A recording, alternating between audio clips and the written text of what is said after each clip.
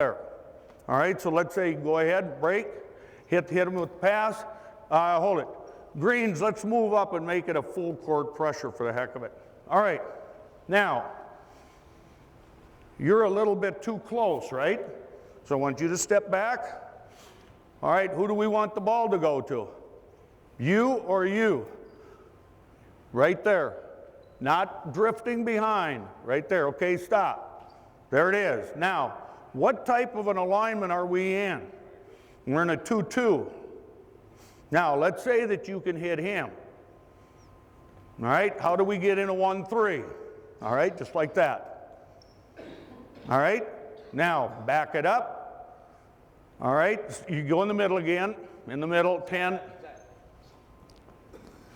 Can't hit him, can't hit him. You may bring it up the floor, he'll still fill. But let's say go there.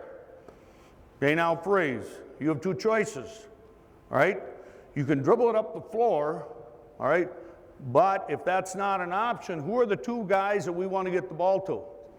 Can you get the ball? No. You break over there, there, to the middle. It's like that. Okay? All right, let's line up in a 1-2-2, 3/4. All right, let's stay with our press. And in a case like this, we have to press breaker, we maybe have to change it a little bit. We're basically doing the same thing. Okay? Who do I want to handle the ball? Who's the first person I want? Who's the one ball handler? You? You? All right. All right. Then let's say you start over there. All right. I want you here. They're not denying the ball. Okay. Throw it in. Go fill the middle of the floor. And I think this is how we sometimes have a little bit, I think, success. First of all, you're going to have success if you've got a good ball handler. If you got one person that can just do some great things, you're going to be all right. We did have, we still will. But I want you to work the ball up the floor.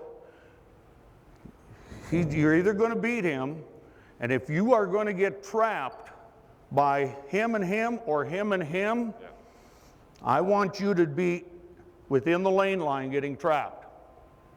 Okay? So, work your way up. Let's say that you come in here. Right here, trap. Okay, now freeze. All right, here's the trap. How many people do we have to throw the ball to? 1, 2, 3.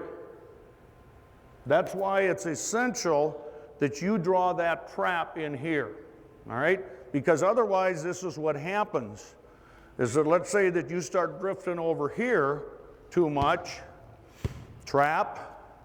All right, first of all, he's too close, so he's going to space out there. He's going to guard the middle. All right? Now, where can you throw the ball? That's just where they're going to let you, teams are going to let you do that. All right? Now, if you do the same thing and get too far to the sideline, the only way you can hit there, and it's the same thing. Now, we've taken a player out of play. That's a hard pass to make. So we just say, we got to draw the trap within the lane line. That gives you your 3 passing outlets. Scouting, game prep, so on. Just a couple ideas here. This is what we do. And that maybe this is more for some younger coaches, but I think we all are that way to a degree too. You know, the heat of the battle is at its highest stress level after the game. All right, so when we go to a varsity game, our varsity kids always ride home on the bus, unless they're going some other direction for a weekend. As soon as our kids are done and a game is over, we go to the locker room right away. I've seen too many situations in football and some in basketball where as soon as the game is over, the players are standing there waiting for their hugs and kisses from moms and dads. And it got to a point sometimes that if our kids stayed on the floor and some kid had a great game, he'd like to stay there all night. And if some kid had a terrible game, he wanted to get out of there. Or some kid's upset because he didn't play. And the first thing that's going to happen is we all have great boosters. I mean, they're good people. And they come up and they say, you know, good game tonight, Johnny. He's saying, what the heck, I didn't even play. So I think we get them out, they shower, and then I talk to them. I think everybody gets a chance to cool down and so on. And for you guys that have been around me or our program, I'm very competitive. And I demand a lot from our kids, and I know a lot of you people do as well. But I think you have to be honest with your kids, that I can go in after a game, I don't care if we showered or what, and I said, man, we just played. I said, I can't believe how bad we did this, or whatever. Now, you're going to go home and look at the tape, and there's times when I've come back to our kids and said, you know what, it was worse than I thought. Or I'll come back and say, it wasn't as bad as I thought it was. But I think you got to be honest with them, because if you don't let them know that you can make a mistake too, they're going to doubt you. They're going to doubt you.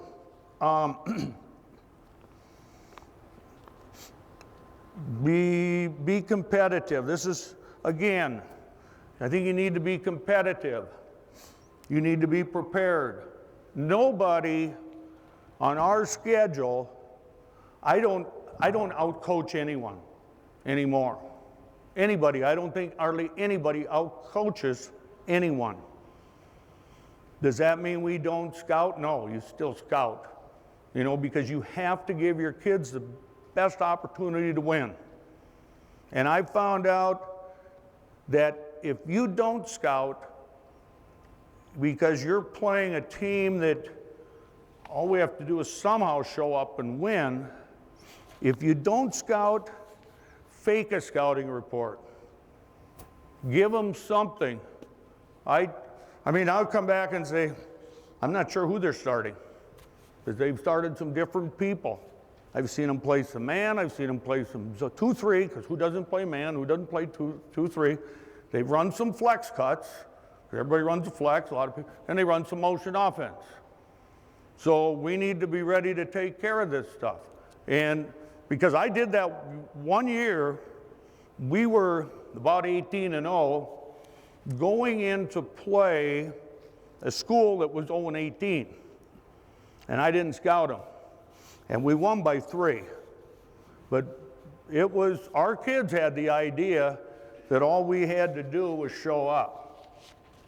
And the next year when we played them, it gave me some ammunition to throw at them because we're in the same boat. But I said, listen, I didn't scout them last year, but I found out I need to scout them for you guys. But I didn't, but I faked it anyway because we played better. I mean, we just have to, you have to be ready for everything. Expect your kids to play hard. Expect them to practice hard and let them be kids. You would be amazed. We have a lake cabin near Ottertail, and we usually go to Perham, play in a tournament at Perham, and our kids come out to the lake afterwards, and I hear more positive comments from parents about that little deal than you can imagine. And the other thing that we used to do and didn't do for a while that we did this year as well, right toward the end of our season, just before tournament time, and they're all over Brainerd, but we took our kids out to Thumper Pond Water Park, $10, and it let them be kids and just let them see you in a different atmosphere. I mean, I almost got in trouble when our kids came out to the lake last summer because one of our kids had just gotten his driver's license and he wasn't home. And I said, he hadn't left yet. Well, could you tell him? I said, I've told him 3 times. I said, he's in the paddle boat going the other way now. You know, but so what does that tell you? They enjoyed that. It let them be kids. And then I think the last thing too, I put in here, I hear too many comments about surviving. And I know it's tough, but I think you need to talk about thriving. How many people would love to have your job? And every one of you need to love your job. You need to have a passion for the game. Years ago, I listened to a coach speak at our clinic, and he kind of reiterated the same thing. Because about a week before practice, one of the coaches up in his area had come up to him and he says, well, I suppose you're all ready for this expletive to begin again. I mean, if you're not ready for it, then don't do it. I mean, we have a great community to coach in, and we all deal with different things. But I'll tell you one thing I do never get questioned about is my effort or love for the game. And this is 33 years. So if you talk about surviving, I just got to get through this year. 2 years ago, we were 4-21, and our kids were having a great time, and I was having a great time. You need to enjoy your year. When next November rolls around, you should be excited, whether you're my age or whether it's your first year. But if you don't, it's not going to go well for you. But it's a great job. We love this game, and we need to act like we love it, and that we want this job, and we're going to keep this job. And if it's going to be one thing, it is not going to be effort that's going to cost me my job, or saying, well, he doesn't care anymore, because I do. I want to, again, thank Coach Dan for all of the things he does, all-star games, you name it. I want to thank Dave for letting me attend his technology school, and we'll work on that PowerPoint the next time. All right? Thank you very much. In conclusion, I hope you enjoyed the presentation. I hope again that I was able to provide some information that will be a beneficial part to your program as well as it has been for ours. I realize as a coach nowadays that we cannot gobble up every bit of information that has come from a clinic, but I'm hoping that there are bits and pieces that have been very valuable for you and work as well for you as they have for us. I appreciate your time. Thank you.